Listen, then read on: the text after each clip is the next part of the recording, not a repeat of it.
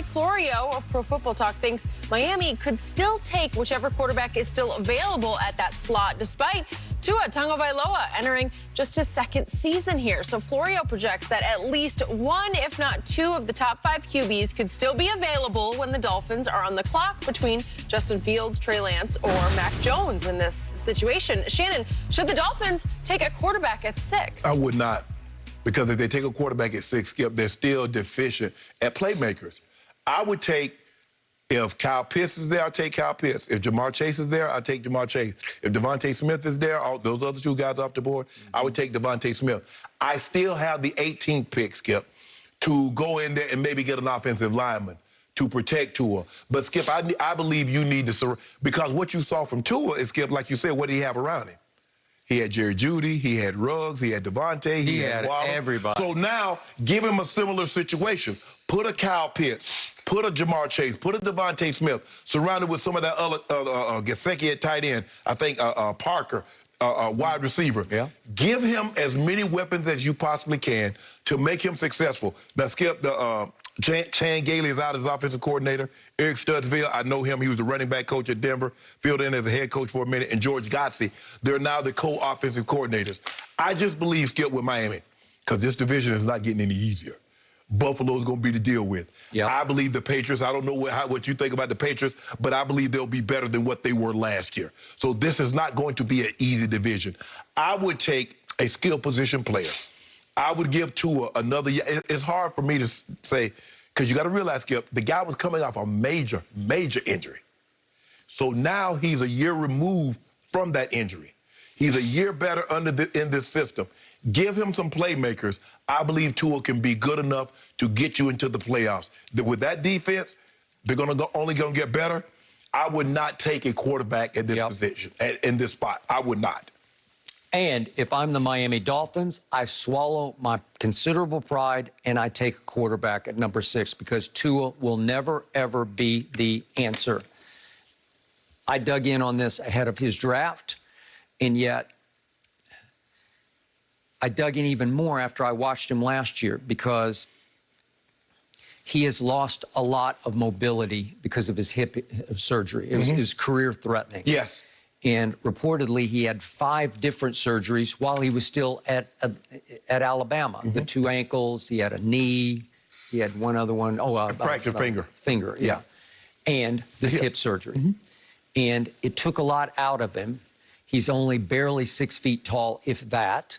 And he's a soft armor. And then I hark back to the piece that was written in the Miami Herald. It was Armando Salguero's piece.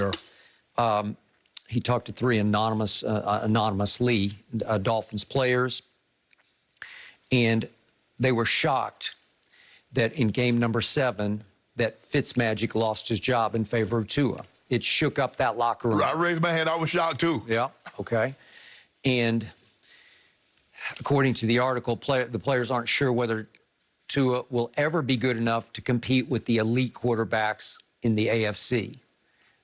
That's true. That's what I believe. Like, you'll always be frustrated because he's only this good, and they're that good and that good and that good all around you. Right. Even within the division.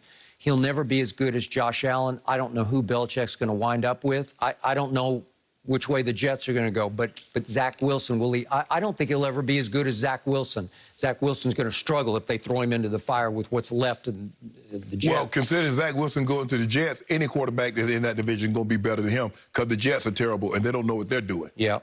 So one defensive player told the Miami Herald, not impressed with his velocity, his arm strength, his ability to make off-schedule plays with his legs. All that changed with the surgery. He never had a strong arm to begin with. He had an accurate arm, but then he started getting beat up and he started losing his nerve in the pocket. He started losing some poise in the pocket because you just do. That's what happens, Skip, is that when you take those, now he has to understand, I can't stand in here. Yeah. Because, Skip, he would wait to the very, very last minute, always trying to make a play. Yeah. And now, let that play go. Throw that ball out of bounds or get the heck up out of there. And like you said, he's not as mobile as he once was. Now, he was never Kyler Murray or Lamar Jackson, but some of his mobility is going to be interesting to see how much of it comes back after a year of training and not the last 7, 8 months of rehabbing. Because basically he's rehabbing to have his pro day to show that the hip was healthy enough for him to play. I thought this year was going to be a redshirt year.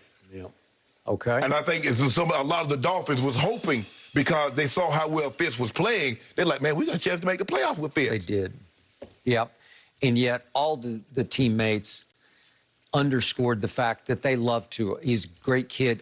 I got no issue with that. I'm just talking about his ability to perform at the highest level in this league.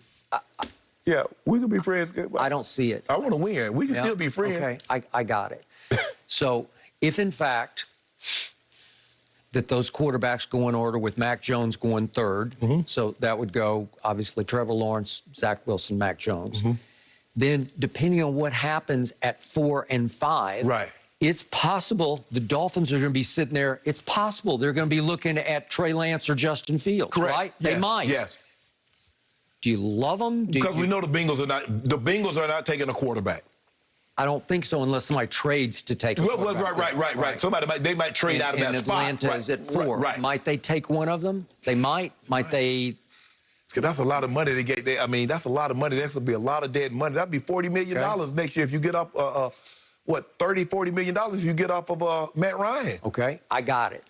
So it's possible Cincinnati would be faced with Justin Fields or Trey Lance, to the point that if they don't take one of those kids and they turn into something, that those two will be pitted against Tua till death do you part. Right? Well, he's already up against it. He already got to go against Justin Herbert for the rest of his career, because he went one pick after him to the Chargers.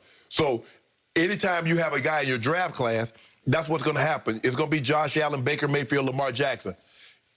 This draft class is going to be pitted. That's just the way it was, just like the 83 draft, just like the 04 draft with Roethlisberger, Eli, and Phillip Rivers, Skip. That's just the way it works, and you're right. And what makes it even worse, Skip, is that Zach Wilson is in that division. Yep. Josh Allen is in that division. So now you got to see these guys twice a year. Yep. So I told you, even with my Cowboys sitting at 10th, obviously Dak Prescott, now signed, sealed, and delivered till death do them part. He's got a leg up now on Jared Goff and on Carson Wentz, who went 1-2 in the draft that he went in the 4th round. Okay? But if, let's do Trey Lance, or whichever, Justin Fields or Trey Lance, but especially if Trey Lance slides to Dallas at 10, well, obviously they can't take him now. Why not? So they'll have to let him go. Why not? Well, because they bet the whole ranch. But you say the upside. They bet 2 ranches. Upside. Okay, well, you can't have your cake and eat it, too. You've been pounding your side of the table for them to sign Dak. Yeah. Pay him whatever he wants, and they did. They did. They gave him every last penny of exactly it's your own fault. what he demanded. You should have bought it when it was a bargain price. Okay, well, what I'm saying is, let's say Trey Lance slides past him. Let's say he falls to Belichick at 15. Let's say he instantly becomes a star in New England. Let's just do the hypothetical. Well, a lot of people are going to get fired. Well, I'm going to be shaking my head over, my God, we could have had Trey Lance. Exactly. We could have just sit right there, and we could have had Dak on one more year of franchise tag at, what is it, close to $38 million. But that's a bargain for me to have 1 year of Dak and just let him walk, let him go, and we'll take Trey Lance and have him ready to go. But Skip, the cap number is only $22 million. Yeah, I'd take it if I thought Trey Lance, again, do I think Trey Lance is going to be better than Dak Prescott? I do. You do? In the long run, I do. How you going to win? Hold on. How you going to win a Super Bowl with a guy that hadn't even been drafted that you think is going to be better than the quarterback? I just think his upside is higher. I just think he's got more ability. That's why Dak fell to the 4th round. Cowboy Nation, y'all heard that? Well, so how you expect to win a